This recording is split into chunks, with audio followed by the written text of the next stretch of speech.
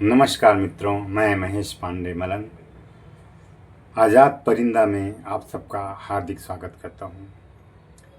CG TET जो कि 2025 में फरवरी में होने वाला है, उसके लिए आज मैं चर्चा करूँगा तत्सम और तद्भव शब्दों के बारे में। तत्सम जैसा कि नाम से ही स्पष्ट है, तत् अर्थात उसी के, सम अर्थात समान, उसी के समान, अर्थात संस्कृत के शब्दों को उसी के समान हिंदी में ले लिया जाता है तो उसे तत्सम शब्द कहा जाता है। ज्यों का त्यों लिया जाता है, एज इट इज, तो इसे तत्सम शब्द कहा जाता है। तत्सम शब्द के कुछ उदाहरण मैं आपको दे रहा हूँ।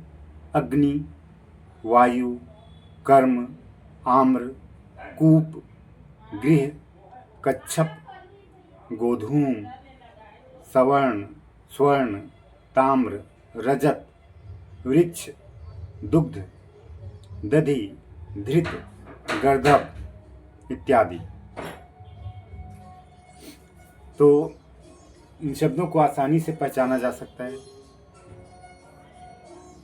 ये इनकी एक पहचान का और तरीका आपको बता रहा हूँ कि त्र, ज्ञ, छ जैसे संयुक्ताक्षर इसमें बहुतायत प्रयोग में लाए जाते हैं। तो जो संस्कृतनिष्ठ शब्द हैं वे तत्सम शब्द के अंतर्गत आएंगे। अब कुछ तद्भव के बारे में चर्चा कर लेते हैं। तद्भव, तद अर्थात उससे, भव अर्थात उत्पन्न हुए, अर्थात संस्कृत से उत्पन्न हुए शब्द किंचित परिवर्तनों के साथ जो होते हैं उन्हें तद्भव शब्द बोलते हैं। तद्भव शब्द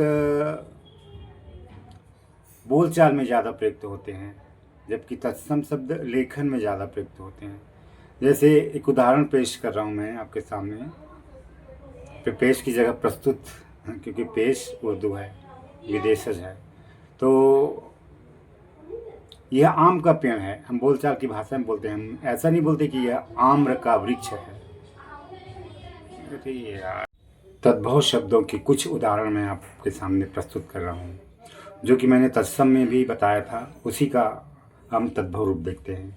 अग्नि, आग, वायु, पवन या हवा, कर्म, काम, आम्र, आम, कच्छप, कछुआ, गर्दभ, गधा, स्वर्ण, सोना, रजत, चांदी, ताम्र, तांबा, दुग्ध, दूध, दधि, दही, घृत, घी, ज्येष्ठ, जेठ। तो इस प्रकार कूप, कुआं, गृह, घर, तो ये तद्भव रूप हैं।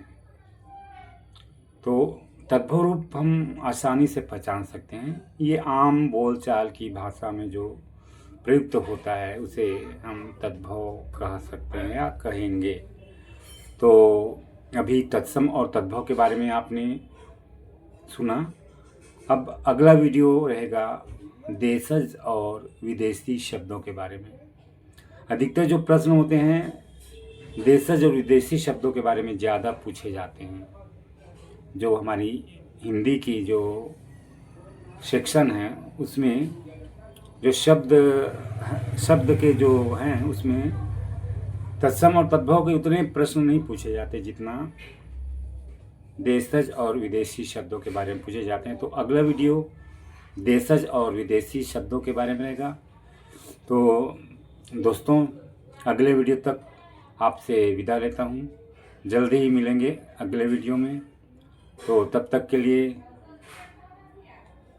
शुभ संध्या आप सबको। धन्यवाद।